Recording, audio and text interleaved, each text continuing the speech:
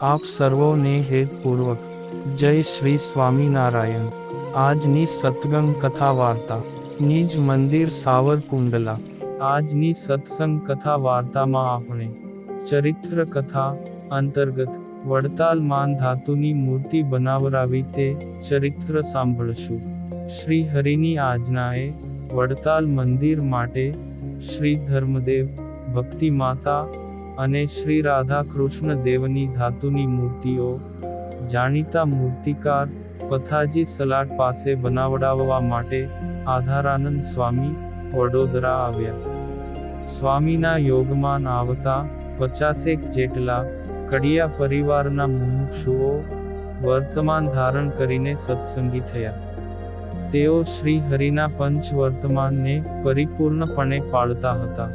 પુરુષોત્તમભાઈ, નંદલાલ, જગજીવનભાઈ, કેવળરામ, આદિત્યરામ વગેરે સહુ કડિયા પરિવારજનો સત્સંગી થયા। જ્યારે એમની કડિયા સમાજ નાતના આગેવાનોને ખબર પડી ત્યારે એ સહુએ એમને સત્સંગ છોડી દેવા સારું દબાણ કર્યું અને સહુને એમની નાત બહાર મૂક્યા। તેથી 50 પરિવારમાંથી 46 જેટલા પરિવારો પાછા ભળી ગયા। પરંતુ પુરુષોત્તમભાઈ, નંદલાલ અને જગજીવનભાઈ આદિક 4 પરિવારોએ શિરસાટે સત્સંગ રાખ્યો।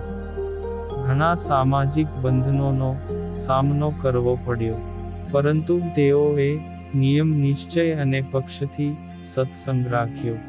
દુષ્કાળમાં અધિક માસ કે દુબળા ઢોરને 2 જેઠ મહિના એ કહેવત પ્રમાણે થોડે સમયે શિલ્પી હરિભક્ત પુરુષોત્તમભાઈ કડિયાની સાસુનું મૃત્યુ થયું। એમના કારજ કરવા સારું સૌ નાતના જમણવારમાં જલેબીની રસોઈ કરવાનું નક્કી થયું।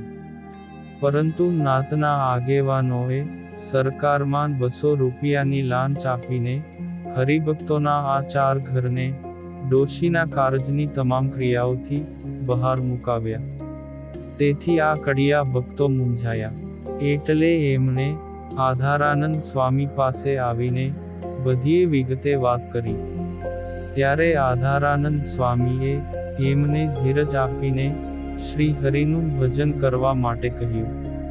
સ્વામીએ નાથ ભક્ત અને સદાશિવભાઈ વગેરેને બોલાવીને કહીને એમને નાતના આગેવાનોને સમજાવ્યા, પણ તેઓ માન્યા નહીં। તેઓ વિનયપણે વાત છોડીને ઉદ્ધતપણે વર્તવા લાગ્યા અને ચારેય હરિભક્તો જો 1,000 રોકડા નાતનો દંડ ભરે તો જ પાછા નાતમાં લેશું એવું કહેવા લાગ્યા। નંદલાલ કડિયા તો અચળ હતા, પરંતુ પુરુષોત્તમભાઈ વિહ્વળ થઈ ગયા અને મનમાં મૂંઝાઈ ગયા। આધારાનંદ સ્વામીએ આ જાણીને એમના સત્સંગને બળ મળે એ સારું રાજ્યના આગેવાન અને રાજવૈદ્ય એવા રામચંદ્ર વૈદ્યના ઘેર જઈને એમને આ કડિયા ભક્તોના દુઃખની વાત કરી। ત્યારે રામચંદ્ર વૈદ્ય કહે કે ભલે સ્વામી, શ્રી હરિ જ સર્વ કરતા હરતા છે। તમ જેવા સંતોના સંકલ્પમાં એ કાયમ હોય જ એમ કહીને એ તો તુરંત જ પોતાની ઘોડાગાડીમાં બેસીને રાજ્યમાં ગયા। રામચંદ્ર વૈદ્યને રાજ કચેરીમાં આવતા જાણીને ગાયકવાડ સરકારે એમને માનથી બોલાવ્યા અને આમ અચાનક આવવાનું કારણ પૂછ્યું। ત્યારે રામચંદ્ર વૈદ્યએ સત્સંગી કડિયા પરિવારો ઉપર એમના નાતીલાઓએ 1,000 રૂપિયાનો દંડ મૂકીને નાતમાન લેવાની વાત વિગતે સરકારશ્રીને જણાવી।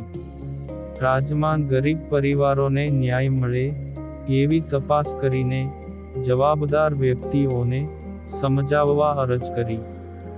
ગાયકવાડ સરકારશ્રીએ તુરંત જ તપાસના આદેશ આપ્યા અને સહુને બોલાવીને હુકમ કરાવ્યો કે જો કોઈ કડિયા સત્સંગીઓને નાતના જમણવારમાં બેસાડવા માટે અડચણ કરશે તો રાજ તરફથી મોટો દંડ થશે।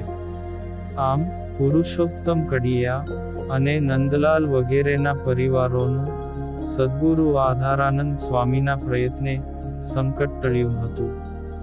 ને આધારાનંદ સ્વામીએ સહુને શિરસાટે શ્રી હરિની નિષ્ઠા અને સત્સંગ રાખવા બદલ કડિયા પરિવારોને અંતરથી આશીર્વાદ દઈને સુખિયા કર્યા હતા. અને હવે પછીની કથા વાર્તા આપણે આગળના ભાગમાં સાંભળશું. અત્યારે આપ સર્વોને ભાવથી જય શ્રી સ્વામિનારાયણ.